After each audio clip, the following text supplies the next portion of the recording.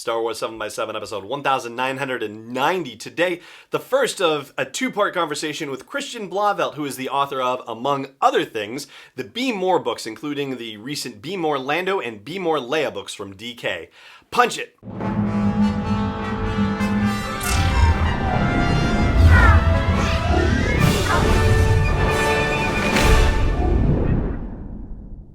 Hey Rebel Rouser, I'm Alan Voivod and this is Star Wars 7x7.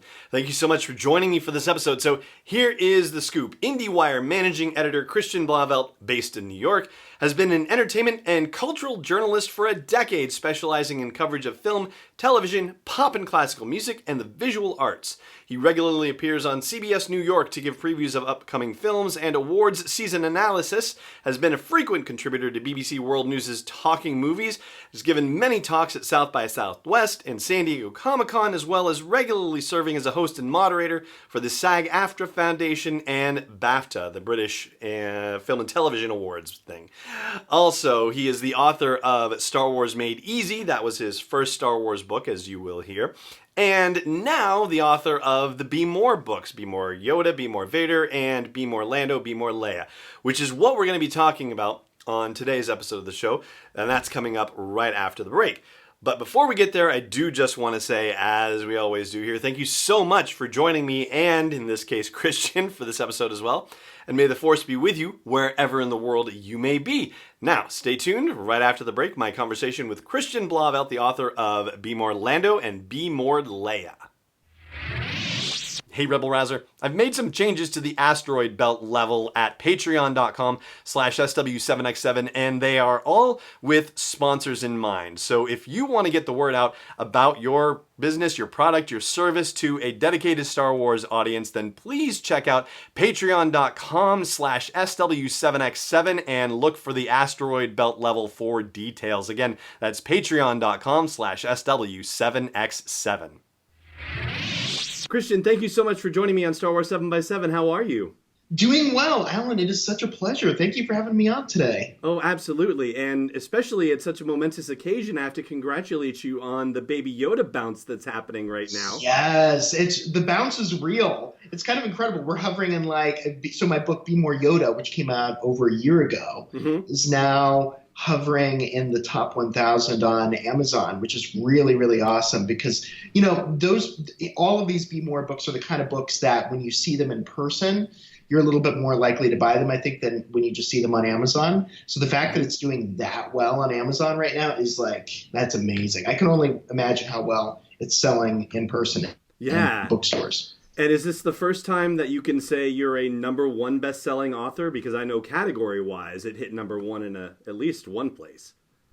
It did. It was in teen and young adult personal well-being, I think, personal health and well-being. That's pretty amazing. I think that is the first time that's happened for me. So, yeah, I'm pretty excited. That's awesome. Congratulations. Thank you. So we are here to talk about the Be More books, but Be More Lando and Be More Leia, though I'd be remiss if I didn't go back and say, how did this whole project start? Because it, of course, started with Be More Yoda and Be More Vader. How did those books come about? It was in part because DK and Lucasfilm had really enjoyed my Star Wars Made Easy book. And so that was the first book, the first Star Wars book I ever wrote, the first book I ever wrote.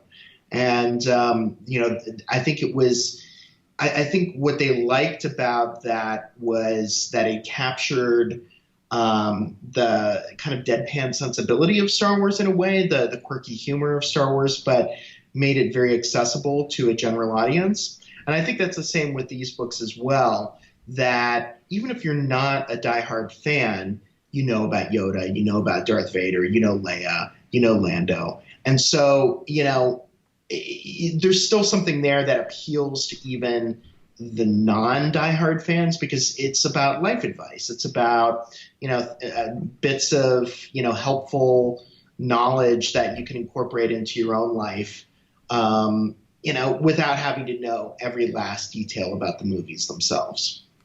So how does it work from a process standpoint? I mean, I know generally with a lot of DK books, layouts are provided and you write to the layouts, but is it similar for the Be More books?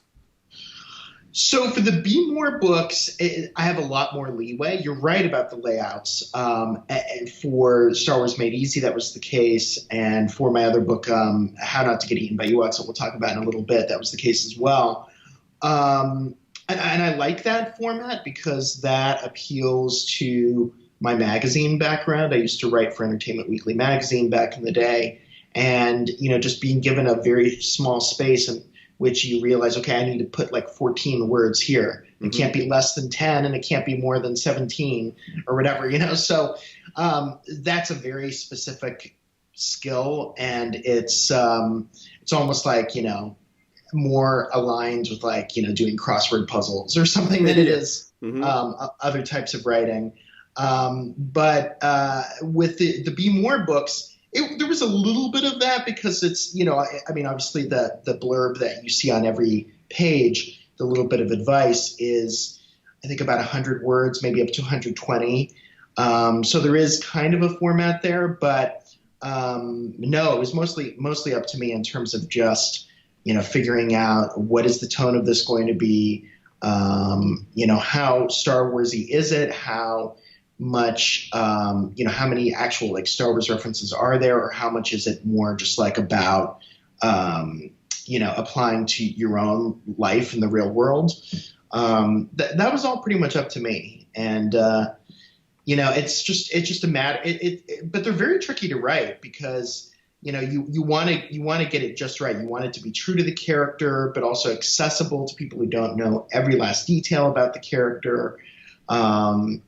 And, you want it to be sincere, like that these are things that you actually can learn, but also you want it to be a little tongue-in-cheek and funny. So, yeah, it's a very precise tone that you have to hit here. And so when you did the Yoda and Vader ones, obviously they did well enough where they said, hey, let's do Leia and Lando. But did you know that this was going to be part of a series that they would be developing more, or did the request come out of the blue? I think it's always, I think there's always the hope that it would become a series, but, it just kind of depends on how well they sell ultimately. It's the same thing. I have another book out this fall from Hachette that's called Cinematic Cities, The Big Apple on the Big Screen. And that's like a guide, a travel guide, and also a book of film history about how New York City has been portrayed on screen in the movies. From 1896, the first time a film was shot there, all the way to the present. And that's like the way we're presenting that. It's like, all right, so it's Cinematic Cities. Ostensibly, that's the start of a series, but It's also just waiting to see how well it actually does before any more commissions come in. And I think with these, it was kind of the same. Just wait and see how they do. And it's amazing to me, like even at New York Comic Con this year, like Be More Yoda and Be More Vader just continue to sell so well. And seeing just the sales numbers on Amazon now for Be More Yoda and Be More Vader, it's pretty incredible how much life they have had. And I guess that's the other thing about these books that are really nice is that, they are kind of evergreen. I mean, I think that, all four of these you can read really at any time. You can enjoy them pre-Rise of Skywalker. You can definitely enjoy them, I'm sure, well after as well. So it's not like there's any kind of expiration date on them. The other amazing thing about it too, I mean, you're obviously a prolific writer for entertainment and cinema and pop culture. These books are that, but they're also honest to goodness business and leadership advice books, which is an entirely different genre in its way. And I think when I first read them, I was expecting more Star Wars and less leadership, if you will, and ultimately got a serious, legitimate business and leadership book that I thought these could sit on a shelf in the business section and in the leadership section. Like, how challenging or not challenging was that for you?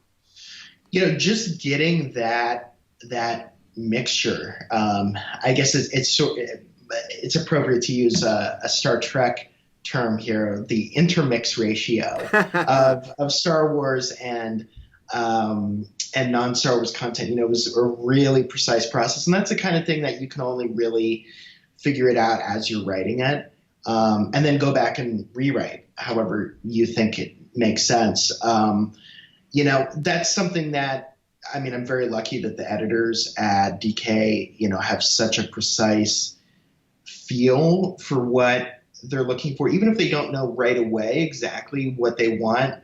Once you have that first draft to them, they know very well whether it's working or whether it's not. It needs some tweaking. I think for Be More Leia and Be More Lando, when I started writing Be More Leia, it had been about about 8 months since I had finished Be More Yoda and Be More Vader. And I think actually my initial instinct, because I was kind of out of the groove at that point, was to make it a little bit more Star Wars-y. And then I think, the feedback I got on that was actually make it a little less Star Wars. Just make it play up the real world applicability a bit more. And it was like, okay, I can do that. So it meant, going back and rewriting a bit. But that's the thing, you gotta, when you're a writer, you gotta know you can't be precious about your copy. You got to be willing to go back and, do a wholesale rewrite if necessary. Mm-hmm. Was there any particular facet of Leia's character that, when you had the opportunity to do this, you thought to yourself, oh, yes, this is one particular trait I especially admire, and I'm very grateful for the opportunity to be able to elaborate on? Well, I love how take charge she is and how, willing she is to be hands-on in her leadership, mm-hmm. whether it's, taking the blaster from Han and fighting the stormtroopers herself when in the detention block in A New Hope, whether it's actually briefing herself that she gives to the snowspeeder pilots, right as they're about to take off, or the transport pilots as well in Empire. I think that was something that right away I knew, she's such an amazing character in that regard. And it's one of the things that I love that, when you stop and think about it, I remember my mom is not a huge Star Wars fan, but, when I was watching A New Hope a while back and sort of adding my commentary as I will, she, and I was mentioning about how Leia's really, take charge, and I love that. And then I mentioned later on that, Vader is so hands-on too. And that how amazing that he's second in command of the Empire, ostensibly or essentially. Yeah. And yet he gets in a TIE fighter and he's gonna, shoot down the rebel fighters himself. He could let someone else do that, but no, he wants to do it himself. And then she said, "Oh, that's just like his daughter. They're both really hands-on." I was like, actually, you're right. That is a trait that they both have. So it's fun when you can make those kind of linkages like that.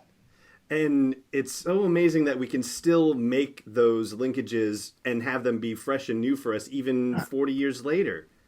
Yeah. Isn't that incredible? I mean, I think the mark of a great work of art is just always being able to find something new in it and, being able to apply it to the present moment. It's something, Star Wars is something that's living, it's something that, is always, there will be a core that always stays the same to an extent. It's always, this is a saga about hope. It's about friendship. It's about found families. It's about, perseverance. But, it will also constantly adapt to fit the time. And I think that's a really wonderful thing. I agree with you wholeheartedly.